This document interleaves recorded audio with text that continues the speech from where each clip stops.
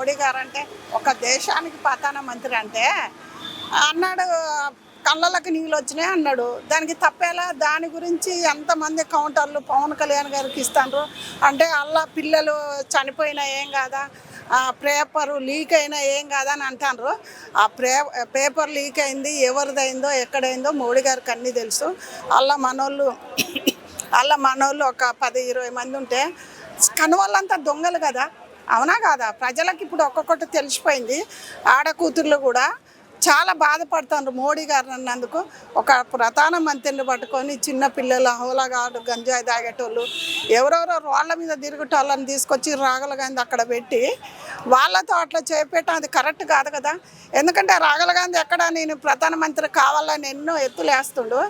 ఎన్ని ఎత్తులు వేసినా ఆయన ఉన్నంతసేపు ఎవరు తీసేయలేరు, అసలు ఆయనను కదిలేయలేరు. ఒక్క మాట వచ్చేది బీజేపీ జెండా ఎగురుతుంది. ఇది నేను పక్కా చెప్తున్నా. ఎందుకంటున్నానంటే మోడీ గారు లేని మనం ఇలా ఉండము. ఎందుకంటే కాంగ్రెస్ ప్రభుత్వమే మనం ఎన్ని హత్యలు ఎన్ని జరుగుతున్నాయి. ఇచ్చింది వాగ్దానం కూడా ఒక్కడికి లేడు. పవన్ కళ్యాణ్ ఆ మాట అన్నాడు, తప్పు ఎలా అయింది? ఎందుకంటే ఆయన వయసులో పెద్ద ఆయన కదా, ఆ మర్యాదను ఇయ్యలేదు అన్నాడు. అంటే ప్రొటెస్ట్ చేసినప్పుడు పిల్లలు చనిపోయారు, అదే కేసులు పెట్టుకున్నారు, వాళ్ళ గురించి మాట్లాడుకోకుండా ఎందుకు మాట్లాడతాడా? వాటి గురించి ఆయన మాట్లాడేది ఎంతవరకు మాట్లాడాలనో పవన్ కళ్యాణ్ గారు అంతవరకే మాట్లాడతాడు. అంటే ప్రతిదీ మాట్లాడతాడా?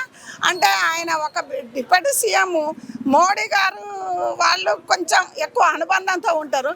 అంటే పేపర్ లీక్ అయింది, ఏదైంది, మీరు దొంగలని ఆ పవన్ కళ్యాణ్కి తెలుసు, మోడీకి తెలుసు, దేశానికి తెలుసు, రాష్ట్రానికి తెలుసు. అలా మనోళ్ళు నలుగురు ఎవరినో దొంగల్ని పట్టుకొచ్చి అక్కడ పెట్టేసి అందరూ మనోళ్ళే పేపర్ లీక్ అయింది అని అంటే అది కరెక్ట్ మాట కాదు కదా. ఎందుకంటే మోడీ గారు లీక్ చేసింది ఎవరో తెలియదా? ప్రజలకు తెలియదా? ఇలా మోడీ గారిని ఎలా దించాలో ఏదో చేయాలని ఎన్నో ఎత్తులు వేస్తాండ్రులే కానీ అదంతా చేసింది రాగుల గాంధీ. మీరందరూ ఇటు చూరుండ్రి, అదంతా చేసేది రాగుల గాంధీ అని మనకు తెలుసు. ఎందుకంటే రాగుల గాంధీ అనేది మనకు తెలిసిపోయింది కదా. ఒక తులసి దానం ఉంది కదా, అది తులసమ్మ అని పేరు పెట్టుకుంది కదా, దాన్ని ముక్కు కట్ చేయాలో ముక్కు కోసేయాలి. ఎందుకంటే మన దేశానికి ఆయన ఒకడు ప్రకాశ్ రావు, ఒక ముగ్గురు ఉంటారు కదయ్యా. మోడీని ఇలా బీజేపీ పార్టీని ఇలా చేయడానికే ముఖ్య కారణం వాళ్ళు. అది ప్రజలకు తెలియదా? ఎవడో బండి సంజయ్ని ఎలా చేసినారో మనకు తెలియదా? కారణం ఎవరో మనకు అన్నీ తెలుసు, మోడీ గారికి అన్నీ తెలుసు.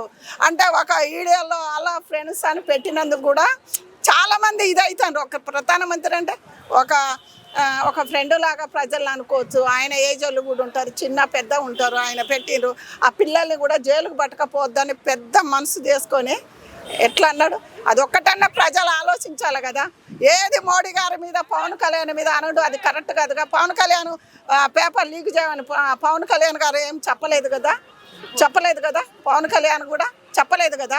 అందు గురించి ఆయన వచ్చి మోడీని ఇట్లా అన్నందుకు కన్నీరు వచ్చిందంట. అవును వచ్చింది, వాళ్ళిద్దరు మంచి డీలింగ్ ఉంటుంది.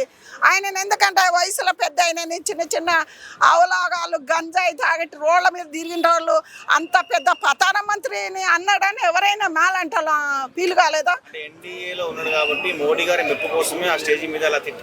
అది మెప్పు కోసం కాదు, ఏం కాదు. ఇలా పవన్ కళ్యాణ్ గారికి ఆపరేషన్ అయితే ఇంటికి పోయి పరంపించి అది ఎవరికి ఉంటుంది? ఎందుకంటే పవన్ కళ్యాణ్ మంచితనం, ఆయన మంచోడో చెడ్డోడో ఇంకా 2 సంవత్సరాలు ఉన్నది. 2 సంవత్సరాలలో తెలిసిపోతుంది. మళ్ళీ బీజేపీ జెండా అన్నది ఎగురుతుంది. ఇక్కడ ఆయన పేరు రాజాసింగ్ ఉన్నారా? ఇది మంచి ఈడలో లేయండి. రాజాసింగ్ గారు రాముడు జెండా ఎగరవేయబోతుండు. ఢిల్లీ గారు ప్రతి దేశానికి వెళ్ళడానికి సిద్ధంగా ఉన్నాడు. ఆయన ఈ దేశాన్ని ఆయన కరెక్ట్గా హైదరాబాద్లో నిలబడితే కిషన్ రెడ్డి కాదు, ఎవ్వరు కాదు, పాత బస్సులు ఎవరైనా ఆయన ముందు దూడిపే. ఎందుకంటే ఆయన వెళ్ళబోతుండు. ఆయన ఇన్ని రోజులు బట్టి కొద్దిగా గమ్మునున్నాడు. ఆయన బయటికి వెళ్ళిందంటే సింహంలాగా మోడీ తర్వాత ఆయనే ఒక మాట అనాలంటే ఇప్పుడు బండి సంజయ్ ఎవరిని నేను కాదను, ఎందుకంటే మళ్ళీ బీజేపీని ముందుకు చేయాలంటే అతడే. మీరు ఎక్కడున్నా ఈడే అయినండి, ఎందుకంటే మీరు ఏదో చిన్న రాజీనామా పెట్టి పక్క సైడ్ ఉండడు కరెక్ట్ కాదు. మీరు ముందుకు రాజశేఖర్ గారు మీరు ముందుకు రావాలా. నేను మీ ఇంటికి కూడా రాబోతున్నా, ఎందుకంటే బీజేపీ వాళ్ళు కొంతమంది ఎక్కడో అక్కడ నిద్రపోతుండ్రు ఏసీలలో.